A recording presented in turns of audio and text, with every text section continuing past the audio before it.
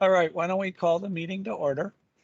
We're going to start with introductions. My name is Keith Lavalette.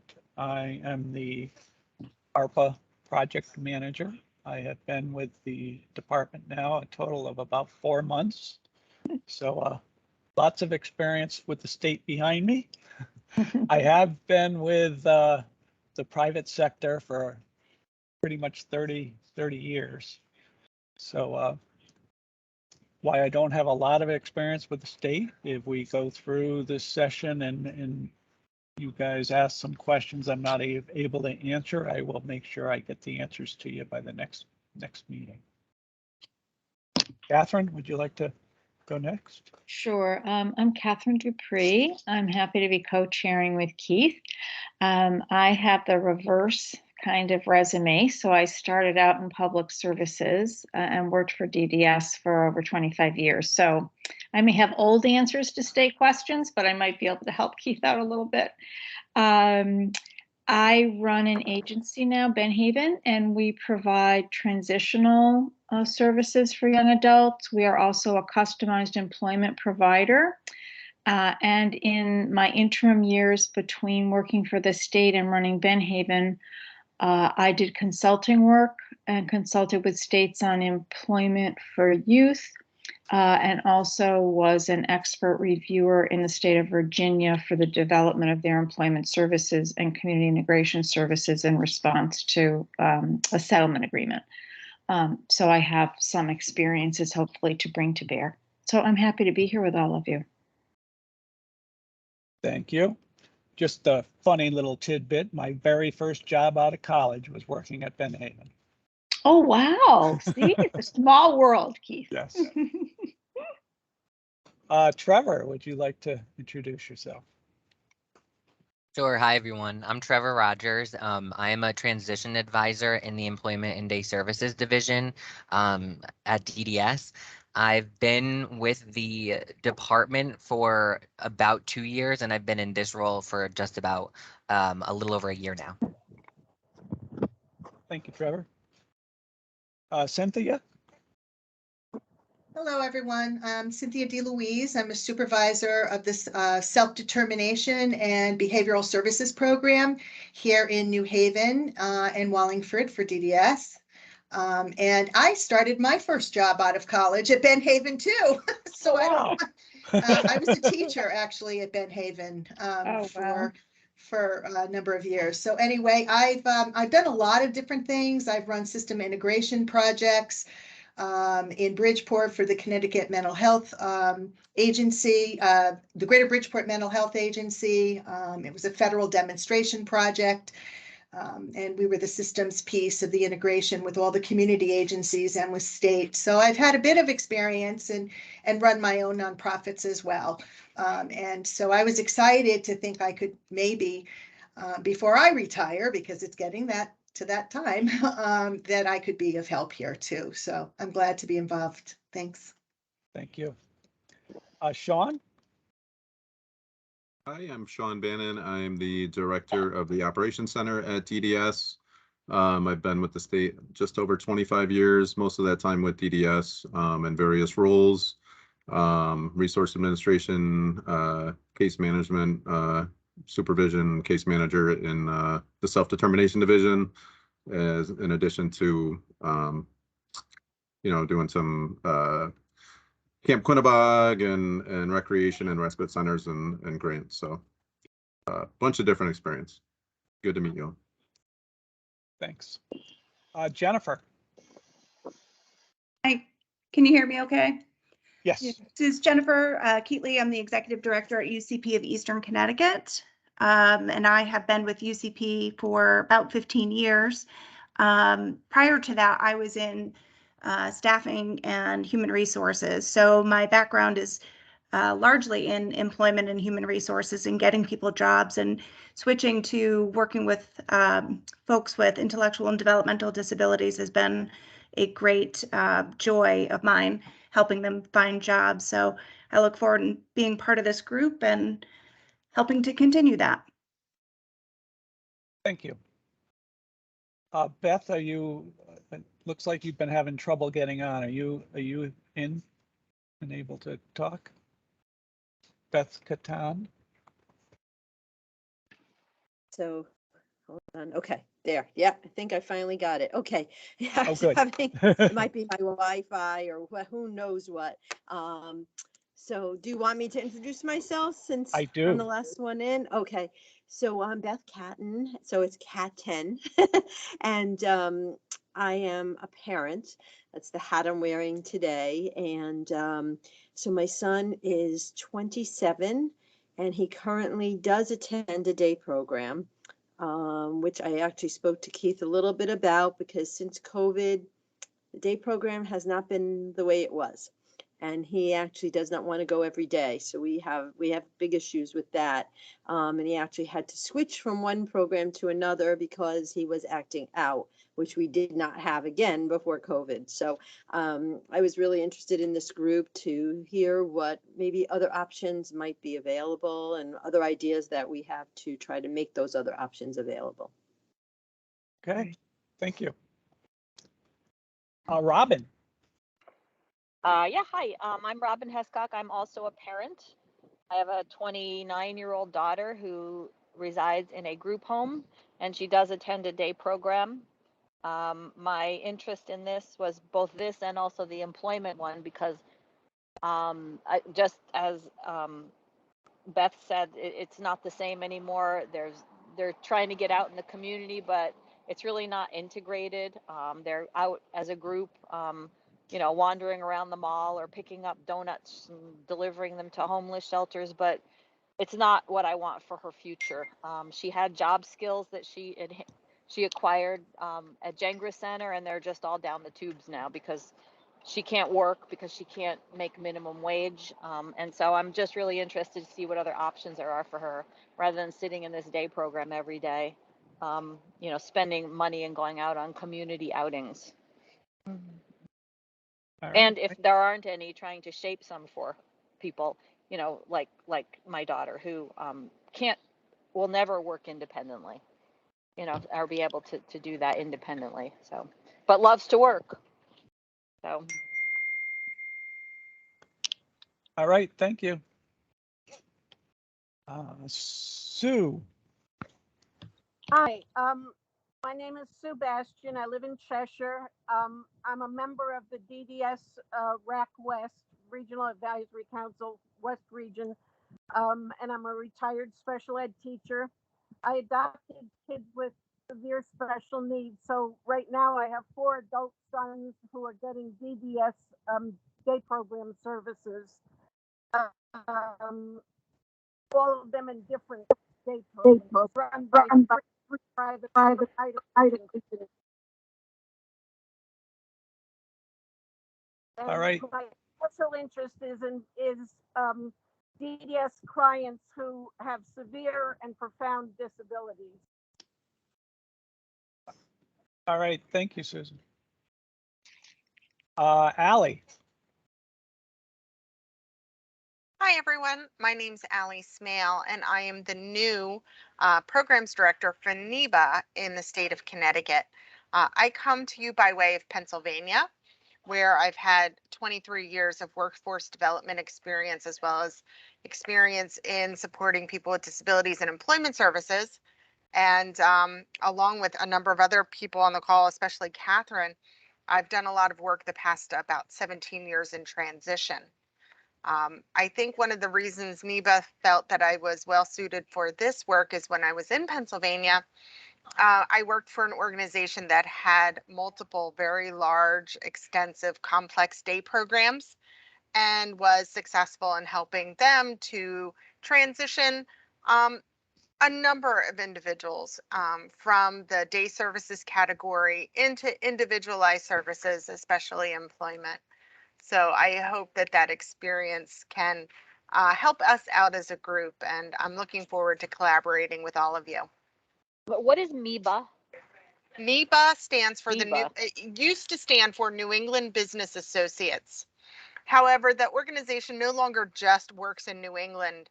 So recently they went through a rebranding, and so just is going by NEBA, which is N as in Nancy, E as in Echo, B as in boy, and A as in apple. Thank you, Ally. Thank you. I've gone through, I believe that's all the members of the Day Transformation Committee. Just if I missed anybody, if they want to get on now. We are missing at least 2 members, right, Keith, today? Beth Fisher and Varian Salter. And Amber Burke. Oh, okay. So are those other people who are on just not on the committee? yes, this I'm going to read our public meeting. This is a public meeting form, so let me go right into this. So the meetings of the ARPA Day Transformation Committee are public meetings as defined by the Connecticut Freedom of Information Act and should follow these guidelines. As a public meeting is held virtually, it will be recorded and made available to view on the DDS website. Committee members must make a good faith effort to state their name and title, if applicable, each time they speak during the meeting. If a committee member would like to speak, please raise your hand and one of the co-chairs will acknowledge you. There is no public comment portion to this meeting. Members of the public are able to join, watch, and listen only.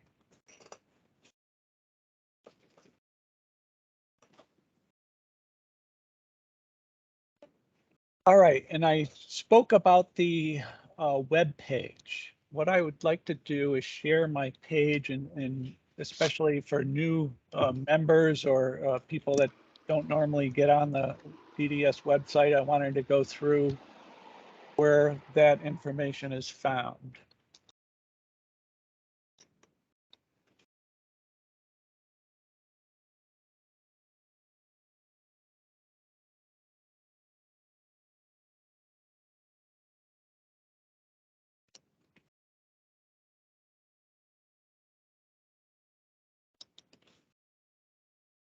Are people able to see that? It's a little small, I know. It's very small. It's small for a cell phone.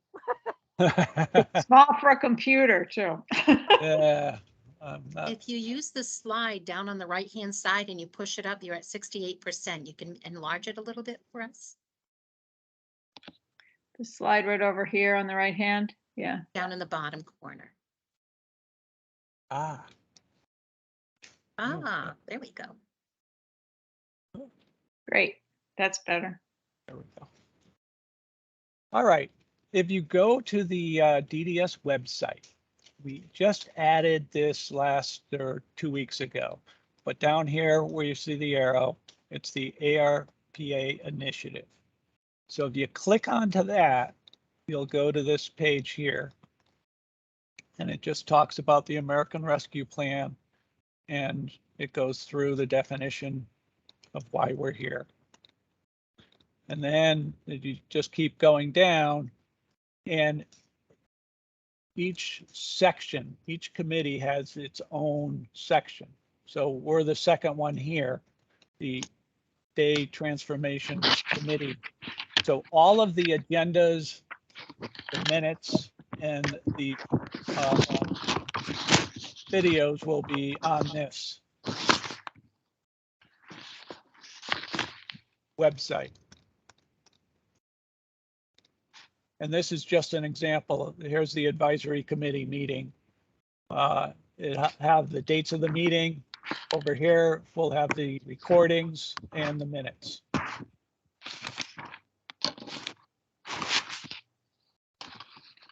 Anybody have any questions with that? All right.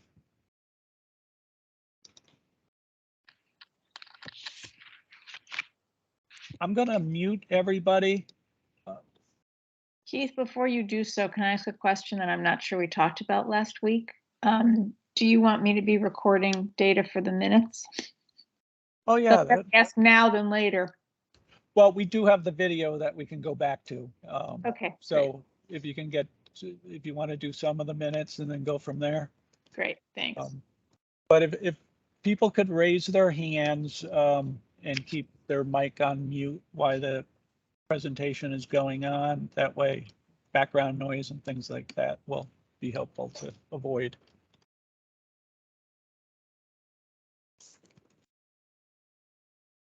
All right, I'm going to talk for a few minutes here and talk about what we hope to accomplish and the timelines for completion. I'm dropping my stuff here, so. But the American Rescue Plan Act is a large and comprehensive bill. A part of the bill included a provision for states to address workforce stability for providers of Medicaid services. An additional component was to fund initiatives that would look to transform the current system. Currently, DDS receives 50 cents for every dollar it spends on supports to individuals with intellectual disabilities. This equals close to 50% of the DDS budget. This is all funded through the Center for Medicare and Medicaid Services, or CMS. The ARPA legislation allowed states to receive an additional 10% match for a CMS-approved plan. DDS worked with our sister agencies, DSS and OPM, and as part of the overall process, the state needed to fund an amount that was equal to the 10% match. Since the private providers provide close to 90% of the residential supports and almost 100% of the day supports, the plan approved by CMS is centered mostly around the provider. This is where these funds can have the greatest effect. The idea is to assist the providers to expand the non-congregate residential and day settings and to give individuals a greater choice in the options they have. While this may be provider-centered, it is critical that we maintain the person's individual choice on where to live and to provide day supports. DDS looks at this as a once-in-a-generation opportunity that we want to maximize. What we hope to accomplish, DDS has established some aggressive goals to accomplish. We're looking at placing 100 residential and 200 individuals in day programs that are less congregate. We're looking to utilize the ARPA funds to establish a more alternative residential and day settings in order to reset people's expectations of community living, whether that is living in an apartment or working out in one's own job. Why we are hoping to transition the congregate settings for individuals with significant support needs, whether this is medical or behavioral, living in one's own apartment, a community companion home, or working in your own job, should become commonplace. The department has a long way to get there, and with these additional funds, it's our hope to set the foundation for that to happen. So some things that have been done up to date. Providers have received one payment for assistance with financial stability, workforce enhancement, infrastructure and technology enhancements. A second payment to the providers will be in September. We issued a couple of notice of opportunities for assistive technology, one for individuals and one for providers. And we are in the process of awarding approximately $600,000. We have issued an RFP for a vendor to develop and maintain an employment network website for individuals who self-direct and potential staff. The final interview was last week, and we're hoping to get that up and running this fall. We issued an RFP for a consultant to assist with the transformation and communication regarding this transformation initiative. I'm happy to announce that the transformation consultant should be hired next week at the latest. So we're really excited about that. The communications consultant is a little bit further behind, but we're hoping to get that going soon. And these consultants we're hoping to have in place in September. Our biggest issue is time. Time is our biggest factor. While CMS extended the deadline until March of 2025, DDS needs to work within the administrative approved budget plan. This means that we are looking at an end date of June of 2024. Since we have approval for spending in FY23 and FY24, we do not want to take the chance that funds won't be available in FY25. So this is a tight timeline and we need to move quickly, which is not something that government does very well.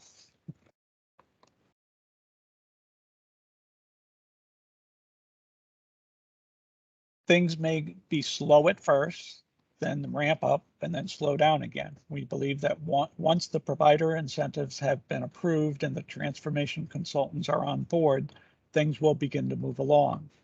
We believe after we develop the template for the transition plan sometime in the next 4 to 6 weeks, then we will start to hear from providers on a variety of issues and concerns. Due to the tight timeline, DDS may find it necessary to start something before we ask the committee for their advice. We will try not to do that, but things may come up where we need to make a quick decision. If that does happen, then we will come back and run it through the committee. DDS will determine if adjustments might need to be made later.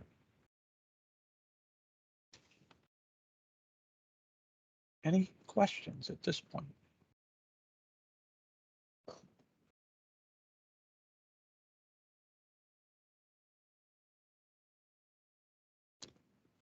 All right. I'm sorry, Keith, I just wanted to ask for clarification. The reason that we're ending by June of 24 is because of the state component of 10% match, which has only been approved through that budget year? Rather than extending the feds approved an additional year, but the state has only approved 23 and 24. For their so contribution. There's concern that the money might not be available in 25. So they want to try to get it done. We may be able to make some adjustments and go into 25, but if we don't have to try to do that, we just don't know the future. So we know 23 and 24 has been approved. Thanks. All right. Catherine, do you want to talk about the day committee goals? Yes, and I didn't say it before my last comment. I'm Catherine Dupree and I'm the co-chair. It's going to take some time to remember to announce ourselves, right? I believe Keith sent everyone the goals and responsibilities for our committee. Would you like me to bring it up? If that'll help people. Thank you.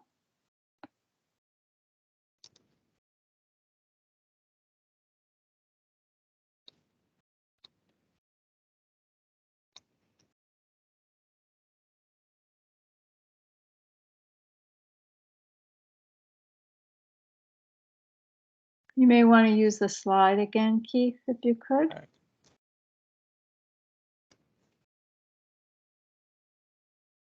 Is that easier for people to read? That's great, I think. Is that good? Yeah, okay. So we have 6 goals that have been established for us by the department. And I think, as Keith has said, the department has put a lot of thought into this.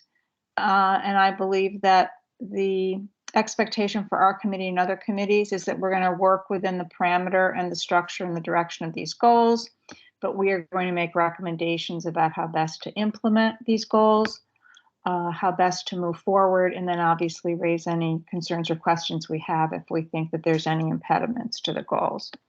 So the first is to assist the department to try to develop a greater variety of opportunities for people receiving day and employment services using the availability and forward aspects of assisted technology as much as possible to increase people's independence. The second goal is the one that we will, as a committee, be spending our first couple of meetings on, and that is that the department's very committed to making sure that these transformations are achieved by creating incentives for providers. So I don't think in any way the department wants to cast sort of a negative connotation on change, but really trying to figure out how to help providers make these changes and use financial incentives to help encourage that. Those will be applicable for people moving out of congregate day settings, also people who can move from less integrated work settings such as group supported employment to more individualized supported employment or competitive employment directly. We will have some time, I believe, to work with the consultant that Keith talked about. The department is hiring that consultant fairly soon. I believe it's a person who has experience helping other states with transformational change. And we will be working as the day committee with that person so that we can determine how best to work on education, information, and the specific implementation issues that surround a successful transformation initiative. I think for the other three goals, it's important to realize that the department really is looking to elicit the opinions of all stakeholders. So we have providers, family members, and self-advocates, as well as state representatives on this committee, as well as other committees, so that we all come, and I think it was great that Keith had us do our backgrounds. Obviously, we bring a lot of breadth, different experiences, different knowledge, and opportunities to the work of this committee. And the state really hopes that the recommendations will really reflect those experiences that people have had in successfully undertaking similar initiatives. So we'll be asked to give that information and for this specific goal to tailor that in how we will educate the groups of people we represent. So how will we develop educational opportunities and forums that can educate providers who aren't participating directly on our committee, help bring families and individuals along to see the positive aspects and the reason for the transformation as well. And obviously, we also want to focus on what I think a couple of you who represent parents and represent the experiences of your own children have talked about, which is how can we transform the existing congregate settings for individuals who either can't be employed full-time or maybe don't want employment right now, but how can some of those programs be helped to be more community-focused, individualized, and person-centered, and provide more integrative opportunities. And then the last issue relates to the fact that providers, families, and individuals will be taking on a challenge in making these moves. And we don't want people to feel that they don't have the confidence to do that by thinking that the previous service they've participated in is totally unavailable to them. So one of the questions that we will be exploring, we really need people's input about it, is sort of how should the department and providers address an individual situation if the choice he or she made or guardians made on his or her behalf did not work out as planned, and the person needs to either return to an existing program or have something different and more individualized developed for them. Keith, would you add anything to that before we open it up to see if people have questions? No, I think I'm good. So let me stop sharing here. Questions, comments from members of the committee about that?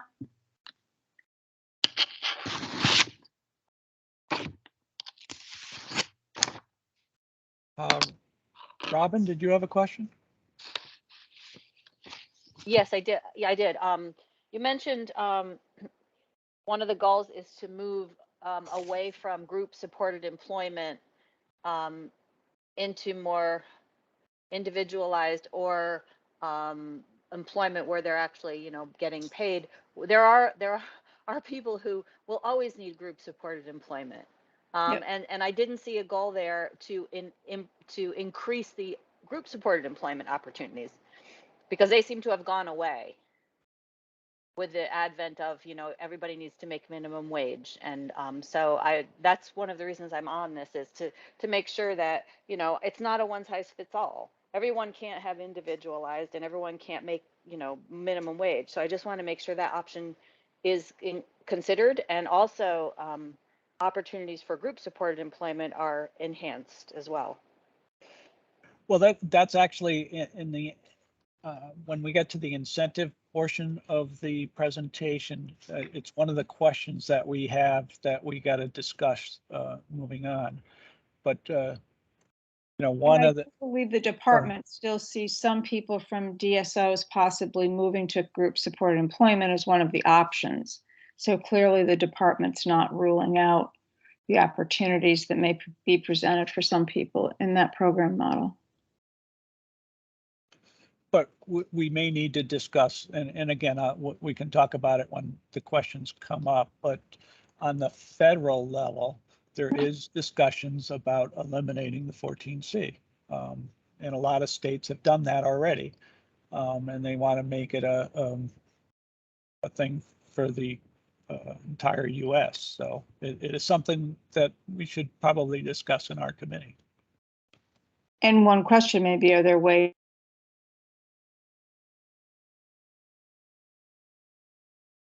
Catherine, you froze.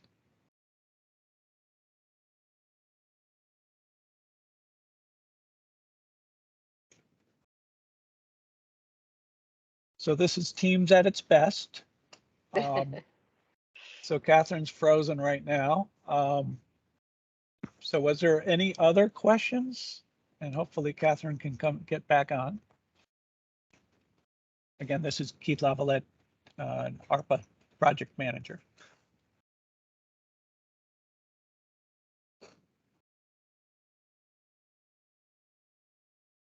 All right, for the next section, a lot of individuals, when you work at DDS or a private provider, a lot of the different day and employment options. What I thought we'd do today is discuss all the different options, so people have a general idea of all the different programs that are out there for day programs. And I have Trevor that's going to give us a presentation on that. So, Trevor. Thanks, Keith. So I do have a small PowerPoint. Can you share it, because it doesn't let me share my screen? It doesn't. Or if you can, I think you just have to make me a presenter, it says, and then I can You're right. share That's it. right. Let's see.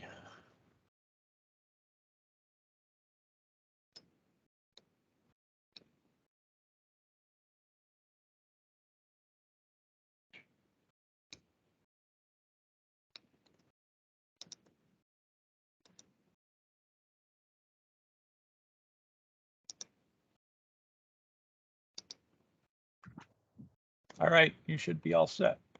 There we go. Okay.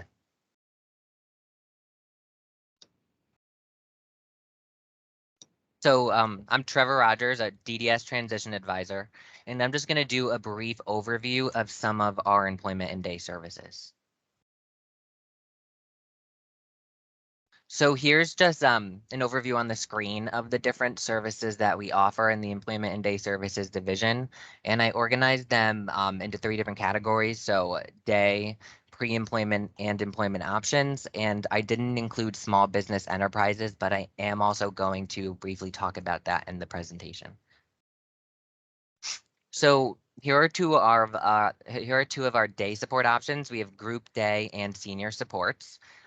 Group day services are provided in a facility-based program or an appropriate community location, and they're meant to lead to the acquisition, improvement, or retention of skills and abilities to prepare an individual for work and/or community participation, or support meaningful socialization, leisure, and retirement activities. And then senior supports is a pre-retirement service that's designed to prevent isolation and assist in maintaining skills and stimulate social interaction with others. And participants in the service are generally over 65, or 65 or over, who desire a lifestyle consistent with that of that community's population in a similar age. And the service can also be offered to individuals under 65 when it best fits their needs. We also have 2 individualized day support options, individualized day vocational and individualized day non-vocational. And both of these services are provided within the community or with a community partner and is not provided at a facility or a home. So the first IDV vocational is an individualized day service, and it enables you to overcome barriers to accessing, maintaining, or returning to employment. And then IDN, which is non-vocational, is an individualized service that's centered around community participation and or different meaningful retirement activities. One of our newer services is Employment Transition Services, ETS, and the service is time limited at 3 years. It is meant to help individuals become equipped and ready for competitive integrated employment with different activities such as career discovery or exploration, skill development, and self-advocacy. And it's completely community-based and uses a variety of formats, such as internships, volunteer opportunities, and participation in community events. And I also want to share that I am Keith is going to share this presentation afterwards as well so that you can use it as a reference. And I do have other tools that I sent to him that we are going to share as well. And I'll mention those in a minute, but I just wanted to let everyone know because I know I'm going a little fast. So Project Search is a nationwide internship program, and it's for school and transition age students and young adults. There are 10 Project Search sites in Connecticut, and we offer services to individuals who need more intensive employment skills training. The Project Search model has different host businesses that serve as the host site, and they offer different internship rotations in 3 different departments within their business. And the program allows the school, follows the school year, and it runs for 9 months, allowing interns adequate time to rotate through each of the 3 different departments at the business. And like I said, we have 10 different Project Search programs in Connecticut, and they are a variety of different locations, such as hospitals and universities, and also other businesses such as a YMCA and also Mohegan Sun. So on the screen right now, I have an array of different employment services that are offered by the division. And the first I'm going to talk about is Individual Supported Employment, ISE, which is a service designed to help an individual achieve employment through developing skills and interests, job procurement, and ongoing maintenance and support that can help keep the individual employed. And then we also have a group service model, which is group supported employment. And in this model, individuals work in a competitive employment environment under the supervision of a job coach. We also have customized employment, also known as CE services, which is an alternative method of finding competitive integrated employment that is it's very highly structured, and it focuses on finding on meeting the needs of the employer and the likes, dislikes, I'm not dislikes, the likes, skills, strengths, abilities of the individual, and pairing those with the unmet needs of the employer. And then we also have small business enterprises, and these allow individuals to start their own business enterprise or become competitively employed at a small business enterprise. And so I do have a number of resources that we are going to share with you. One of them is was compiled by one of my colleagues at DDS, Krista, who put together just a list of the different DDS employment and day services. And they're very similar. It's almost the exact language of the waiver definition.